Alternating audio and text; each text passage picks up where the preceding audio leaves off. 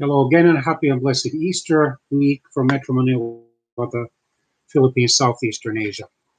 On October the 6th, 1981, late in a military parade um, to commemorate the 8th anniversary of the start of the Yom Kippur War against Israel, the Egyptian president, Mr. Anwar el-Sadat, was fatally wounded by a group of Muslim extremist soldiers who had infiltrated the Egyptian army.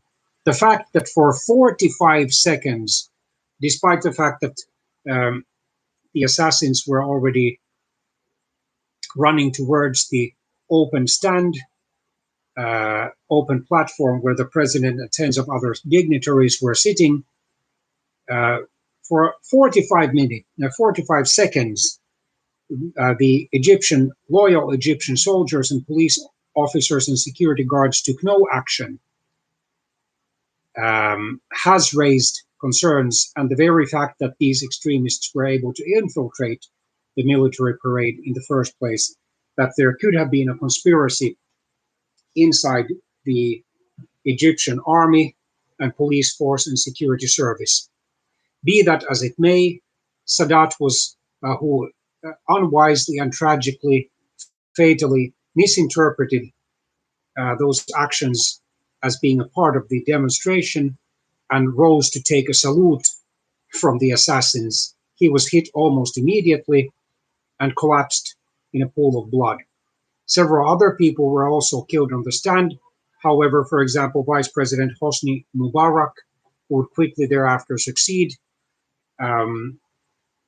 Sadat as the Egyptian president and would rule the country as an authoritarian dictator until being overthrown by the first wave of Arab Spring revolts and riots in February 2011. They were wounded but survived. Sadat had ruled Egypt for 11 years, ever since he had officially become the new Egyptian president in early October 1970, days after his predecessor, Gamal Abdel Nasser, had died of a heart attack. While Sadat had given Egypt a constitution, if I remember correctly, in practice he had still run the country effectively as a one-party dictatorship. And while he was a fairly popular leader, he wasn't as charismatic as Nasser had been, and he had deeply begun to lose his popularity after reconciling with Israel through the Camp David Accords, peace accords that initially had been signed in Washington, D.C. by him, the Israeli Prime Minister Menachem Begin, and the US President Jimmy Carter in September 1978, and then finalized in the same city, also in the White House, or outside the White House maybe, in March 1979. He had shared the Nobel Peace Prize in December 1978 with Prime Minister Begin.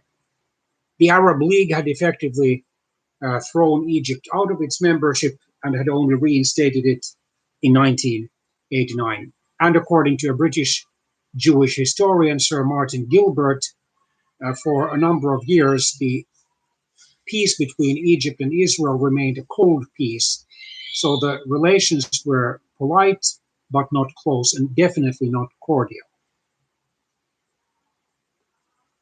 Sadat had suffered a heart attack, and that's why his wife, Jahan, took great care of him. Also, that he got enough sleep and rest.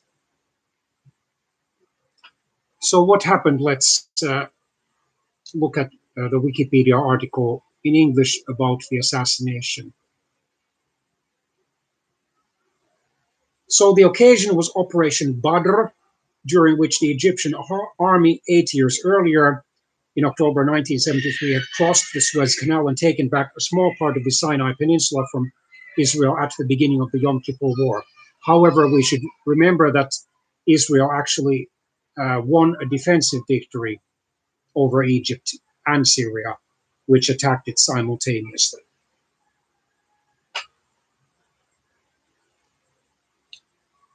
Um, Especially many Palestinians were critical toward, not if not even hostile toward, the Camp David Accords and Egypt-Israel peace treaty. PLO, or Palestine Liberation Organization leader Yasser Arafat had said, "Let them sign what they like, false peace will not last." In Egypt, various jihadist groups such as Egyptian Islamic Jihad and Al-Jama'ah al-Islamiyah used the Camp David Accords to rally support for their cause. They had before Sadat's reconciliation with Israel, which had begun in November 1977, when Sadat had visited Israel and even spoken to the Israeli parliament, the Knesset, calling for peace.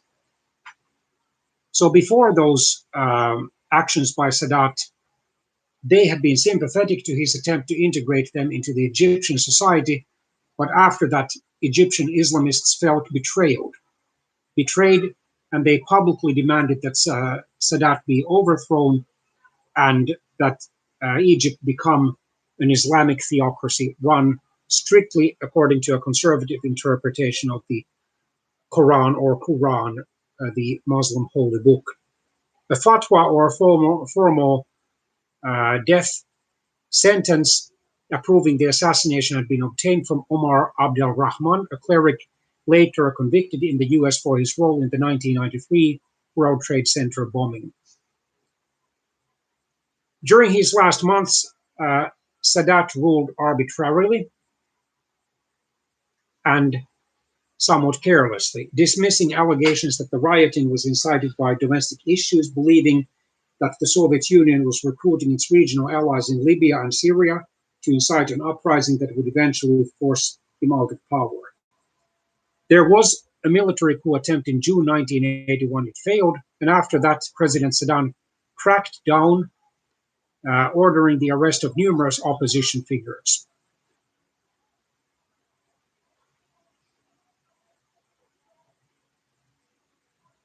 In September 1981, just weeks before he was assassinated, he ordered over 1,500 people to be rounded up, including many jihad members, but also the Coptic Pope. The Coptic Church, which is similar to the Orthodox Church, is the largest Christian church in Egypt, and other Coptic clergy, intellectuals, and activists of all ideological stripes.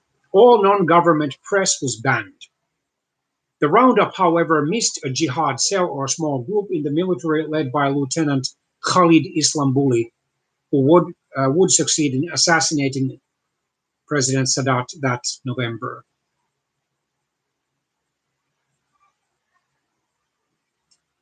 So on October the 6th, 1981, exactly 8 years after the surprise simultaneous Egyptian and Syrian attacks against Israel had begun, known as the Yom Kippur War, because of the Great Day of Atonement of the Jewish religious calendar that was celebrated on that day.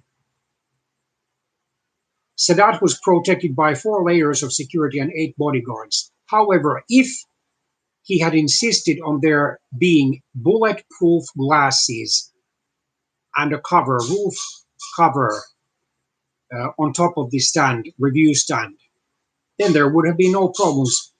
Well, technically, he could still have been assassinated, but that would have required the planting of 1 or more bombs nearby. But he couldn't have been assassinated in the same way, and possibly not at all. Or alternatively, he could have just had a remote control military parade where he would only have sent other dignitaries, and he would have released a videotaped statement from the presidential palace. Well, these are my ideas. So he was protected that day by 4 layers of security and 8 bodyguards, and the army parade should have been safe due to ammunition seizure rules.